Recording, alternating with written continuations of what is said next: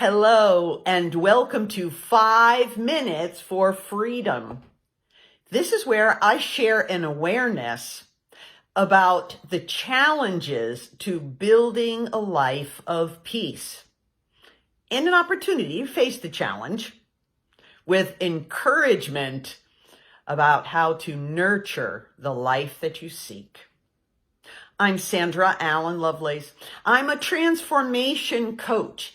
And today I'm going to talk about MBS, the mind, body, and spirit balance that will hold us in good stead as we go forward in this building of the life, moving from where we are to where we want to be.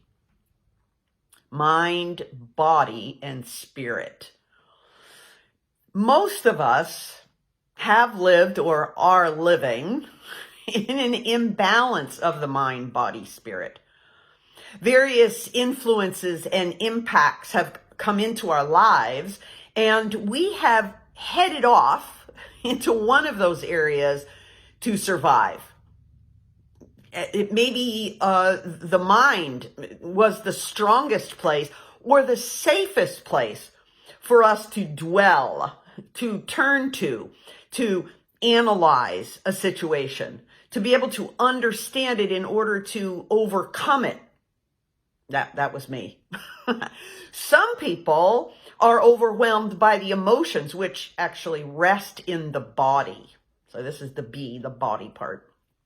And they go into the emotions and react to everything based on those emotions, often flying from one thing to another. It's difficult to get a hold of things there and really maintain a balance. Same as if we're all wrapped up in the mind, in the intellect. And then there is S, the spiritual, our spiritual lives. Our spiritual lives are very important to our dynamic. And yes, they need to be part of the balance and in balance. If we're always translating everything only or primarily into the spiritual piece and ignoring the emotions and also setting the mind, the intellect aside, we're also out of balance. And today I just want to mention the importance of keeping those things in balance. Our intellect, our body, and our spirit. Our mind, our body, our spirit. And that's because number one, that's how we'll be able to keep balance. That's how we'll be able to have peace in our life. When our nervous system is calm, when our intellect isn't racing, when our spirit isn't constantly in turmoil. Peace is easier, just like riding a bicycle. When we're in balance, it's a good way to think about it. When we're in balance, we're able to pedal, go forward, turn clearly with the direction that we want to go, and so on.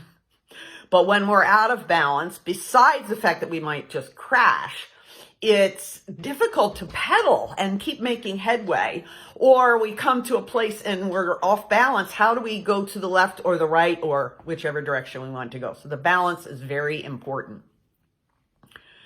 But there's even a more significant reason why mind, body, spirit balance is important. And it refers back to Deuteronomy that says, we shall love the Lord your God with all your heart, with all your soul, with all your mind, and with all your strength is added in there as well.